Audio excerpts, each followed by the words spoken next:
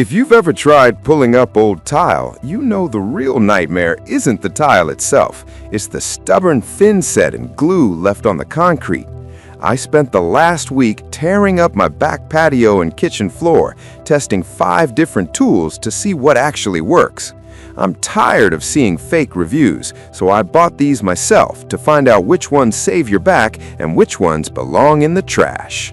Product number 1. Kafanta Stainless Steel Wire Scrub Brush. When I first pulled this Kafanta brush out of the box, I'll be honest, I thought it looked a bit basic. But once I got the handle together, I realized how sturdy the 59-inch reach actually is. It's got these stiff stainless steel bristles that don't just bend under pressure. Most cheap brushes flatten out the second you apply some weight, but these held their ground. Now, this isn't for popping off a ceramic tile, but it's a lifesaver for the aftermath.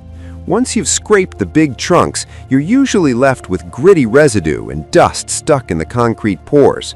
I used this to scrub down the slab, and the 45-degree angle on the head meant I didn't have to awkward angle my wrists to get a good scrub.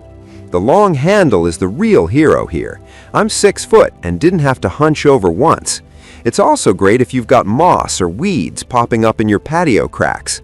If you need a heavy-duty cleanup tool that won't rust after one wash, this is a solid pick for under 20 bucks. It's the perfect finishing tool for a concrete surface. Product number 2 is a 4-inch razor blade scraper.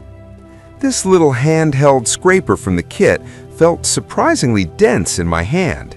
It's made of aluminum alloy and engineering plastic, so it doesn't feel like that cheap, flimsy stuff you find at the dollar store. It comes with 20 extra blades, which is huge because concrete eats through sharp edges like candy. I spent an afternoon using this on some stubborn adhesive patches, and the non-slip handle actually kept my hands from cramping up. The performance is where it gets interesting. Because it's shorter, you get a ton of leverage. I found it perfect for those tight corners or when I needed to get under a specific piece of tile glue that a long-handled tool just kept sliding over. The 4-point positioning on the blade meant it didn't wiggle or pop out while I was putting my weight behind it. It's definitely a manual labor tool, though. You'll be on your knees for this one. If you're doing a small bathroom or just need a precise tool for cleaning up window glass and stovetops after the renovation is done, this is the most reliable short scraper I've tested. It's simple, effective, and the safety cover is a nice touch. Product number 3, 44.5-inch heavy-duty floor scraper. Moving up to the 44.5-inch long handle scraper, this felt like the pro version of the handheld I just talked about. It has an angled head, which is a total game changer for leverage. When I was attacking some old linoleum and ceramic wall tile, that angle allowed me to get the blade perfectly flat against the concrete without my knuckles hitting the floor. It felt balanced, and the carbon steel blades are thick enough that they didn't snap the moment I hit a bump in the slab. I noticed the handle has a comfortable grip that really helps with hand fatigue. If you have a medium-sized room to clear, you'll appreciate not having to climb a ladder or crawl around. I used it to pop off some wall tiles too, and the length gave me enough distance to stay clear of falling debris. It comes with 10 blades and even a screwdriver to swap them out, which is handy. If you're a DIYer tackling a kitchen or a basement and you want a professional feel without the professional price tag, this is the one. It strikes a great balance between reach and power.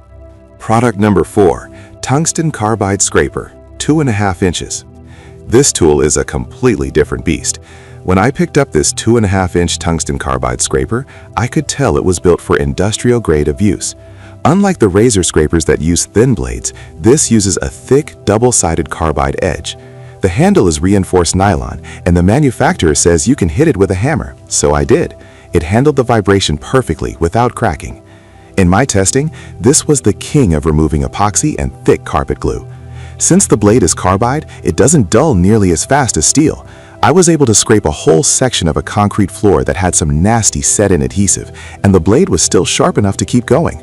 It's only 2.5 inches wide, which sounds small, but that means all your force is concentrated on a tiny area, making it 40% faster at stripping the tough stuff. If you're dealing with impossible coatings like epoxy or thick industrial glue that laughs at razor blades, you need this. It's a tank of a tool and even comes with a 10-year warranty.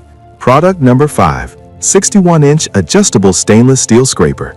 Lastly, I tested this massive 61-inch adjustable scraper. The first thing I noticed was the stainless steel tubing. It feels way more premium and rust-resistant than the painted steel ones. What's cool about this is the modular design. You can swap sections out to make it anywhere from 31 inches to 61 inches. When I was doing the main floor, I kept it long to save my back, but when I hit the stairs, I shortened it for better control. It comes with 10 blades and some safety gloves, which you'll want to wear because these razor edges are no joke. In terms of performance, it's a beast for large open areas. I cleared a wide section of tile glue in half the time it took with the shorter tools, just because I could take wider stances and use more body weight. One tip I figured out: make sure you follow the HS marking on the front when changing blades, so they stay locked in. If you're tall or have a massive project like a whole house of flooring to strip, the adjustability of this tool makes it the most versatile option on the list.